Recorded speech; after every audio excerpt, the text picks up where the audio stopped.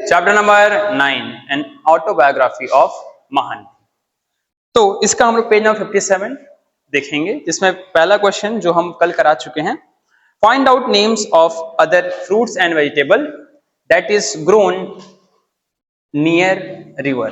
ठीक है, तो नदी के पास कौन कौन से जो है फ्रूट्स वेजिटेबल ये सब बोए जाते हैं, इसको आपको बताना है। ठीक है, तो इसको हमने कल लिखवा चुके हैं। तो क्या क्या है, वाटरमेलन, मस्क मेलन, तरबूज हो गया। ठीक है, यानी कि वाटरमेलन, मस्क मेलन खरबूजा बोलते हैं ना, वो सब बोया जाता है।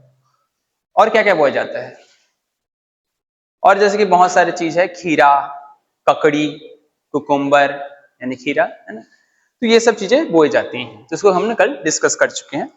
फिर नेक्स्ट देखिए, have you ever been a river side, if yes then where. क्या आप कभी नदी के पास गए हो, नदी के पास गए हो। ठीक है, तो आपको बताना नदी के पास कहाँ गए हो। तो देखिए, आप बता रहे हैं कि आई वेंट टू महानदी। कहां पर गए हो आप, Mahanadi. Where I have seen confluence of Mahanadi, Pairi and Sondhur at Rajim. Rajim जो है त्रिवेणी संगम है, जहां पर ये तीन नदियां मिलती हैं। कौन सी नदियां मिलती हैं, ये तीन नदियां। ठीक है, महानदी, पैरी और सोनपुर, ये तीनों जो है नदियों के नाम हैं। किसके नाम हैं, नदियों। देन हमारा last question inside the chapter से, what kind of waste flow in river and ponds of your area. हमारे एरिया में कौन कौन से